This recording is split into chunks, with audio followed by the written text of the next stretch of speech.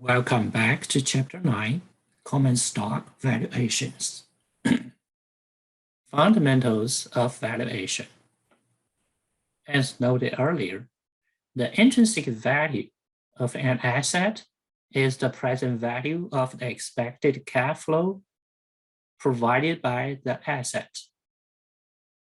To determine the value of a security, then we must first determine three things.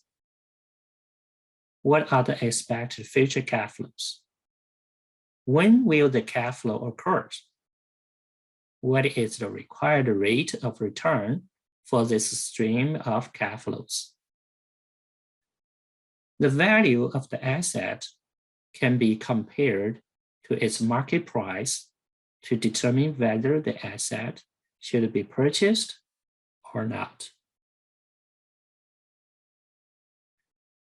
Valuing common stocks.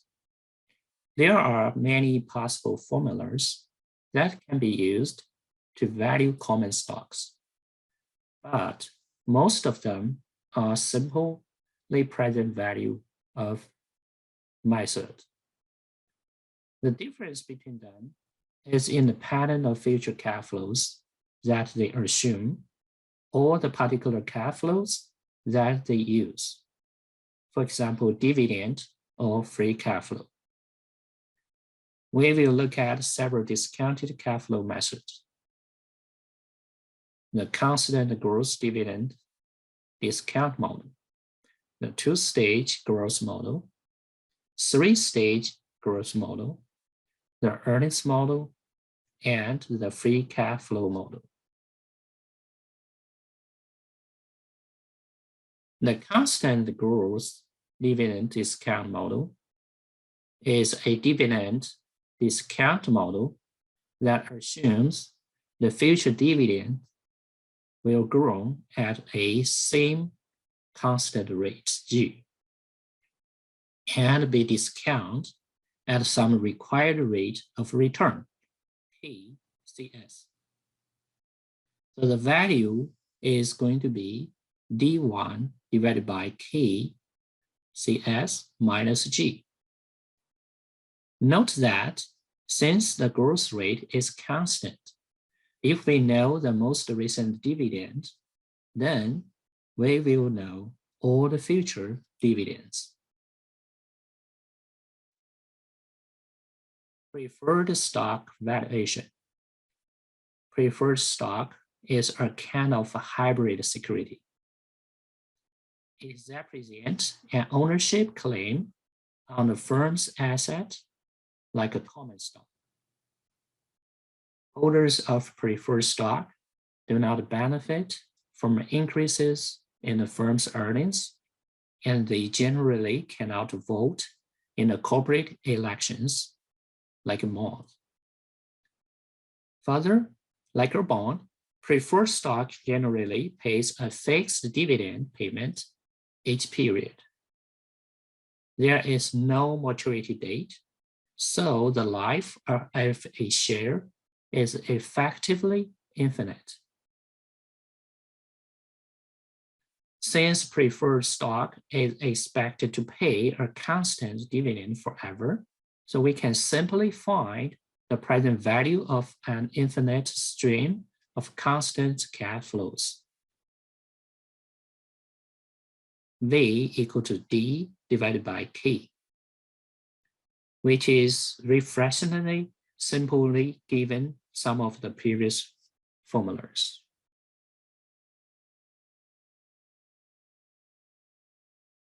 Chapter 10, Bond Valuation. Bond valuation on a payment date. Just as we saw with a common and a preferred stock, the value of a bond is the present value of its future cash flows. Those cash flows are a series of constant interest payments, typically paid every 6 months, the return of the face value at the maturity date, or lump sum. Therefore, the value of a bond on a coupon payment date is the present value of the future payment and the future interest payment. Of course, we can use Excel's PV function to do this calculation.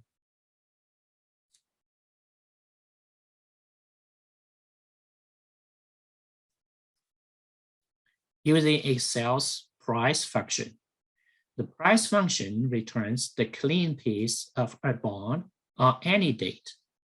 It takes 7 arguments. Settlement is the date on which ownership officially changes hand.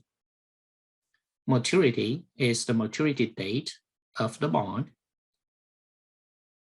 Rate is the annual coupon rate. Yield is the annual yield to maturity, or the required rate of return.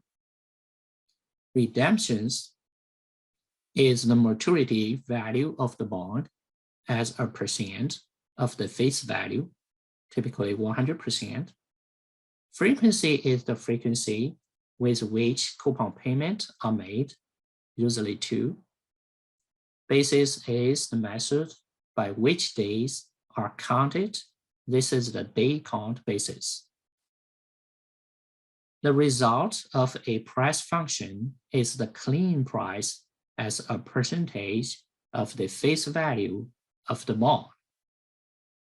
For example, 94.5 would be 94.5% of the face value, typically 945.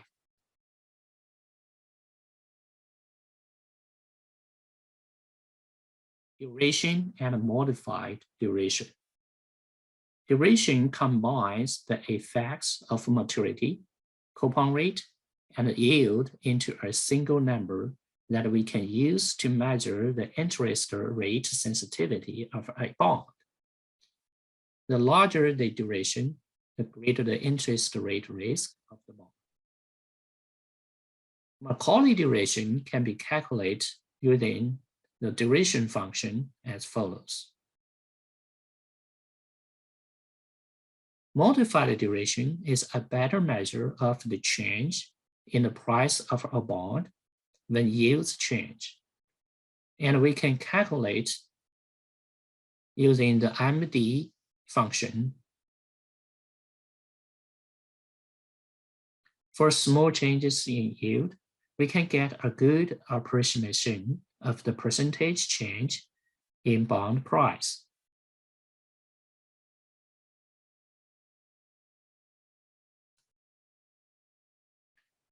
Convexity. Convexity is a measure of the curvature of the price-yield relationship. Recall from Macaulay series, price changes are greater in absolute value when rates fall when rates rise. This refers to convexity and is why higher convexity is generally preferred. Excel does not have a built-in function to calculate convexity, though we can get a very close approximation using the price function for P, where P is the price at the yield to maturity, and P plus H, P minus H are the price when the yield is changed by a small amount of H. Using convexity, we can get a better approximation of the price change as follows.